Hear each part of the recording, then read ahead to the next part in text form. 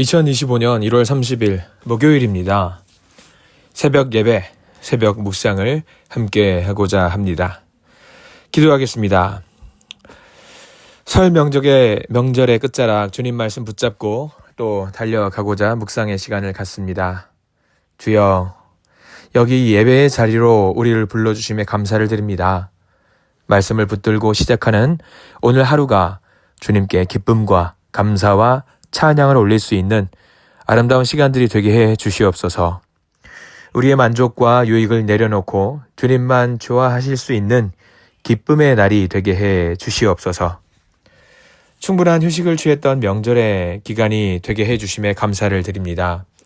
이제 다시 세상 가운데 하나님의 자녀된 자로서 그 삶을 살아내고자 하오니 우리에게 큰 힘을 주시옵소서. 주님 감사합니다. 주님 사랑합니다. 예수님의 이름으로 간절히 기도드립니다. 아멘.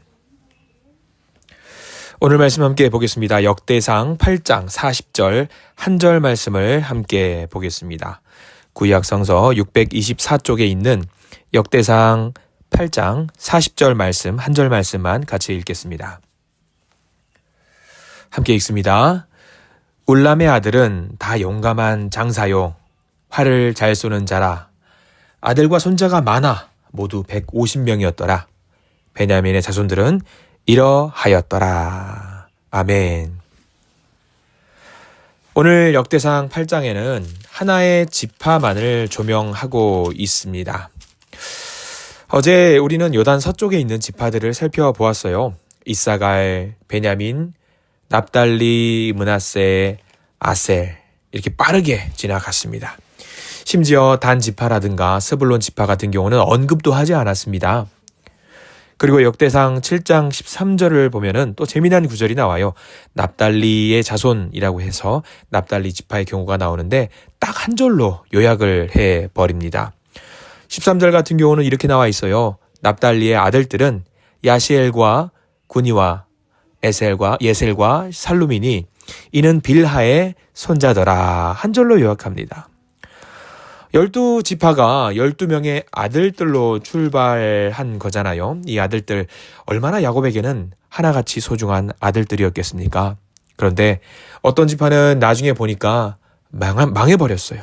또 어떤 지파는 굉장히 약해지기도 했습니다. 어떤 경우는 그래도 힘을 유지하고 있는 지파도 있습니다. 분명히 똑같이 시작을 잘 출발했는데 중간이 다른 경우가 있고요. 끝이 다른 경우가 있었습니다. 그런 의미에서 오늘 베냐민 지파는 조금 독특한 의미가 있는 지파입니다. 왜? 도대체 뭐가 다를까? 그것을 우리가 잘 살펴보아야 합니다. 베냐민 지파, 우리 1절부터 나와 있지요. 베냐민이 낳은 자는 맏아들 벨라와 둘째 아스벨과 셋째 아하라와 넷째 노하와 다섯째 라바이며 이렇게 쭉 나오는 내용들이 있습니다. 베냐민은요, 야곱의 12아들 중에 막내입니다. 12번째 아들. 그런데 그 12번째 아들이 과연 아버지에게 사랑을 많이 받았을까? 요셉처럼 주목을 받았던 것도 아닙니다. 그런데 지금은 이렇게 역대상 8장 한 장 전체 족보를 차지했습니다. 우리가 앞서 봤지만 형들은 잠깐 나오고 마는데 베냐민은 한 장 전체를 차지한단 말이죠. 우리가 1장을 시작하면서 9장까지 족보의 이야기가 나온다고 말씀을 드렸습니다. 그리고 8장, 여기서 이름이 나오는 족보는 마지막이거든요. 베냐민 지파입니다. 베냐민 지파를 평가하는 이 족보의 끝, 어떻게 베냐민 지파를 분석하고 있을까요? 이 베냐민 지파를 보기 위해서는 창세기에 야곱이 12아들을 축복하는 그 장면을 살짝 바라봐야 됩니다. 창세기 49장 28절에 이렇게 나와 있어요. 창세기 49장 28절. 베냐민은 물어뜯는 일이라. 아침에는 빼앗은 것을 먹고 저녁에는 움킨 것을 나누리로다. 야곱, 그러니까 아버지가 자녀를 축복하는 이야기 치고는 어떻습니까? 좋은 이야기가 아닌 것 같습니다. 베냐민의 바로 형이었던 요셉은 세상에 둘도 없는 축복의 메시지를 받거든요. 요셉에게는 여러분들 노래로도 많이 알고 있는 그 가사, 그 대사인데 너는 담장 너머로 뻗은 나무가 되고 이런 축복을 받아요. 유다 같은 경우는 이런 축복을 받습니다. 네가 존경을 받고 찬송을 받고 막 이렇게 막 축복을 한단 말이죠. 하다못해 지금 역대상에서는 없어져 버린 지파, 단 지파라든가 스불론, 그러니까 베냐민의 형들도 굉장히 많은 축복을 받습니다. 그런데 막내 베냐민은 아버지 야곱이 물어뜯는 일이라고 말을 하고 있어요. 물론 우리는 막내, 일반적인 세상에서 살 때에 막내는 그렇게 사는 경우들이 한 번씩 있습니다. 형제가 많은 집안에서 막내는 귀염둥이가 되는 경우도 있지만 이도저도 아닌 경우도 있습니다. 그래서 막내는 시기심이 많아요. 욕심도 큽니다. 그래서 어떻게든 형들을 이겨먹으려고 하는 경우도 많이 있습니다. 고자질도 좀 많이 합니까? 그런데 보세요. 12형제 중에 막내입니다. 굉장히 어리광도 부리고 아니면 어떤 경우에서는 형들이 너무 어려서 데리고 다니기도 귀찮은 어떤 막내 동생이지 않았을까요? 그리고 아시겠습니다만 어머니도 다 달라요. 요셉과 베냐민은 라헬, 엄마가 같습니다. 그런데 그 위로 다른 형제들은 심지어 엄마도 달라요. 다른 형들이 요셉 같은 경우는 너무 미워서 애굽에 팔아버렸죠. 베냐민은 어떻게 했을까요? 가끔 상상합니다. 요셉의 동생 라헬의 아들 베냐민 고운 시선으로 바라보지 못했을 것 같습니다. 그래서 나중에 요셉이 총리가 됐잖아요. 애굽의 총리가 되었을 때 형들과 다시 재회했을 때 요셉이 제일 먼저 걱정했던 형제는 누구인지 아시죠? 네, 베냐민, 우리 막내. 형들이 베냐민도 해코지해서 괴롭혀서 죽였을까봐, 어떻게 했을까봐 너무 걱정했던 베냐민. 이런 상황 속에서 그 베냐민이 살고자 얼마나 노력을 했겠습니까? 그래서 베냐민이 뭐가 됐다? 물어뜯는 이리가 되었다? 이해가 됩니다. 그런 베냐민, 아버지 야곱이 죽으면서 축복의 유언을 하는데 막내 베냐민을 두고 그런 축복을 합니다. 너는 물어뜯는 이리가 될 것이다. 아침에는 빼앗은 것을 먹고 저녁에는 움킨 것을 나누는 존재가 될 것이다. 아마 그 말이 현실이 되었습니다. 베냐민은요, 굉장히 공격적이고 난폭하고 강하게 자랐습니다. 한 번은 사사기 21장에 베냐민 지파가 한 번 완전히 없어질 뻔한 일이 있었어요. 이스라엘 역사의 아픔입니다. 사사기에서 어떤 레위인이 바람난 아내를 데리러 갔었던 적이 있어요. 그 여인을 데리고 오다가 어느 마을에 하루 쉬게 되었는데 동네 깡패들이 그 레위인의 첩을 범했어요. 그 여인이 죽고 말았죠. 사실 잘못의 원인 제공은 레위인이 했는데 그 아내의 시신을 난도질해서 12지파에 보내버려서 이 일을 공평하게 공정하게 처리해달라고 요청을 하지요. 그래서 모든 지파들이 모여서 그 깡패가 속한 지파를 공격하는 일이 발생을 합니다. 그 지파가 바로 베냐민 지파예요. 모조리 죽게 되었다가 겨우겨우 살아났던 지파가 베냐민 지파. 그러나 그 남은 사람들도 용맹하게 싸우다 죽겠다고 결심까지 했던 그런 사람들, 용맹한 지파입니다. 용감한 지파입니다. 죽을지라도 싸우겠다고 나섰던 지파가 베냐민 지파예요. 그런 베냐민 지파가 역대상 8장 한 장 전체를 차지하는 지파가 되었습니다. 다른 형제들도 하지 못하는 일들을 해냈어요. 왜 이런 복을 받게 되었을까? 왜냐하면 베냐민 지파는 한 가지 중요한 결단을 했거든요. 이건 역시 역사의 이야기를 다시 한번 살펴봐야 돼요. 솔로몬에 이어서 왕을 물려받은 아들 누구죠? 네, 르호보암입니다. 르호보암 왕 시절 나라가 북쪽과 남쪽으로 갈라지게 돼요. 갈라지게 될 경우는 줄을 잘 서야 되는데 모든 지파들이 북쪽의 왕인 여로보암에게 붙어요. 그런데 딱 한 지파만큼은 북쪽으로 가지 않고 유다 지파와 연합하기로 합니다. 열왕기상 12장 21절 말씀을 함께 보겠습니다. 열왕기상 12장 21절입니다. 제가 읽겠습니다. 르호보암이 예루살렘에 이르러 유다 온 족속과 베냐민 지파를 모으니 택한 용사가 18만 명이라. 이스라엘 족속과 싸워 나라를 회복하여 솔로몬의 아들 르호보암에게 돌리려 하더니. 다른 지파는 모두 르호보암에게 등을 돌리고 북쪽으로 가버려요. 그런데 베냐민 지파는 그렇게 하지 않고 다윗 왕조에 힘을 실어줍니다. 이 일이 굉장히 중요한 일입니다.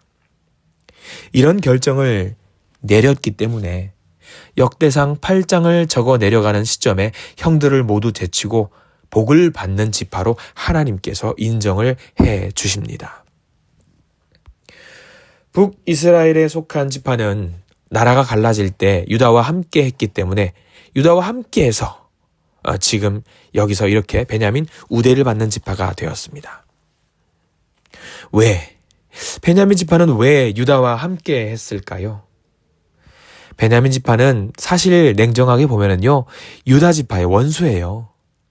베냐민 지파의 최고 우두머리가 누구였는지 잘 보셔야 됩니다. 누구냐면 사울이에요. 사울 왕입니다.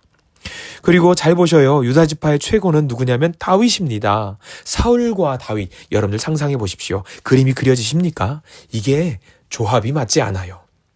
사울은 끊임없이 다윗을 죽이려고 했습니다. 베냐민은 유다를 죽이려고 했단 말이에요. 다윗은 피해 다녔던 철천지 원수 같은 서로 적대시하는 두 지파예요. 그러면 다윗이 왕권을 잡았다고 하면 제일 먼저 사라져야 하는 지파가 어딜 거예요? 어딜 것 같아요? 우리 조선 사극을 보더라도 반역자는 어떻습니까? 삼족을 멸하라 라고 하지 않습니까? 그런데도 불구하고 베냐민 지파는 지금 유다 지파와 함께 끝까지 살아남아서 번성하고 하나님께 인정받는 지파가 됩니다. 무슨 일이 있었을까요? 무슨 일이? 자, 오늘 우리가 역대상 8장 말씀을 보고 있습니다. 33절 말씀을 한번 보셔야 합니다. 8장 33절 제가 한번 읽어드리겠습니다. 넬은 기스를 낳고 기스는 사울을 낳고 사울은 요나단과 말기수아와 아비나답과 에스바를 낳았으며.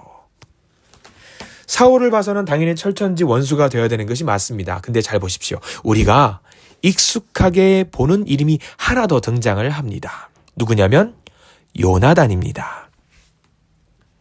요나단이 어떤 선택을 했습니까? 그가 아버지인 사울을 따르지 않고 오히려 하나님이 선택하신 왕 다윗을 선택합니다. 여기서부터 베냐민 지파의 역전이 일어납니다. 의미 없는 어린아이와 같은 베냐민, 물어 뜯는 것만 하는 베냐민. 그런데 여기서 역전이 일어나지요.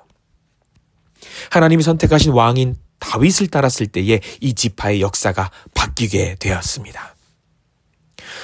이 장면이 사무엘상 18장에 자세하게 좀 나오는 내용이 있어요. 사무엘상 18장 1절 보면 이런 말씀이 있어요.